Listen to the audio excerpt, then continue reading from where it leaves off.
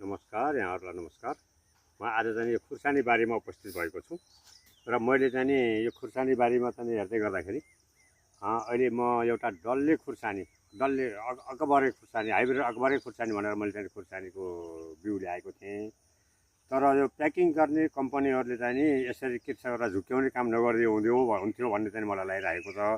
ल हेर्नुहोस्, यो चाहिँ कुन प्रजातिको खुर्सानी हो, यो अचम्म लागेको छ मलाई। ल हेर्नुहोस् है, यो कुन प्रजातिको खुर्सानी हो। ल हेर्नुहोस्, यो अकबरे हाइब्रिड भनेर ल्याएको खुर्सानी तपाईँको चाहिँ फल्दाखेरि ल हेर्नुहोस् त यसको फल। अब यसलाई चाहिँ कुन खुर्सानी, कुन प्रजातिको खुर्सानी भन्ने, यो प्याकिङ गर्ने अथवा चाहिँ बिक्री गर्ने चाहिँ जो चाहिँ खुर्सानीको चाहिँ प्याकिङ गरेर चाहिँ सप्लाई गर्नुहुन्छ उहाँहरूले चाहिँ जो हो त्यो चिज चाहिँ अहिले काँक्राहरूमा पनि चाहिँ मिक्स भइरहेको अवस्था सिर्जना छ।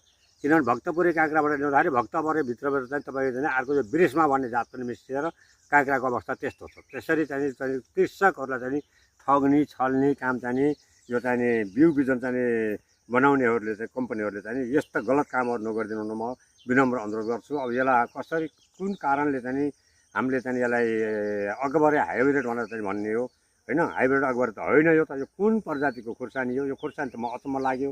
र कृषकले बेच्ने कसरी हो, यो जातलाई चाहिँ यो कुन कम्पनीले किन्छ, कहाँ परेको हुन्छ, तरकारीमा त निश्चय अवश्य यो परेको हुन्न, मसलामा परेको हुन्छ भने पर्दा नि सम्पर्क गर्नु होला मसँग प्रशस्त मात्रामा छ यो खुर्सानी, प्रशस्त मात्रामा छ।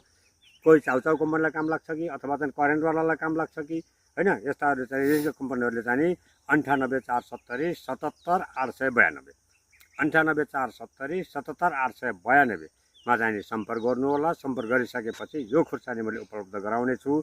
यसको प्राइसलाई चाहिँ गर्नु होला। र तपाईँहरूले चाहिँ आज यसै जसमा चाहिँ अर्को प्रजातिको खुर्सानी मसँग यहाँ छ, अर्को प्रजातिको खुर्सानी मसँग यहाँ छ, जो चाहिँ मैले मसिनो खुर्सानी भनेर मसिनो आकाशे खुर्सानी भनेर लिएर आएको थिएँ। त्यो एकदम जायज छ, त्यो त्यसमा चाहिँ कुनै फेल खाइएको छैन। यो मसिनो भनेको मसिनै छ, आकाशे भने आकाशे नै छ, आकाशतिर फर्किएको छ। यो उसमा चाहिँ मार खाइएको छैन र कृषकहरूले चाहिँ मार खाने अवस्था सिर्जना नहोस्।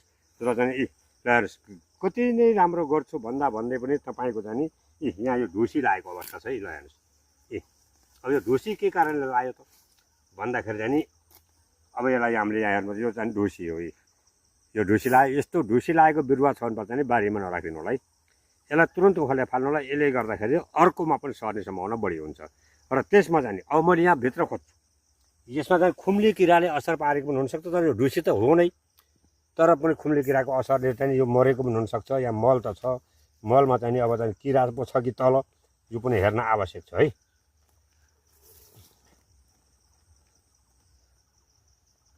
यहाँ यसरी हेर्नुहोस्, त्यस्तो अवस्था सिर्जना भएको छ भने धेरै जसो चाहिँ खुम्ली किराले काटेर, खुम्ली किरा चाहिँ जरा मारिदिएर गर्ने काम पनि गर्छ। खुम्ली किरा धेरै तलसम्म पुगेको हुन्छ।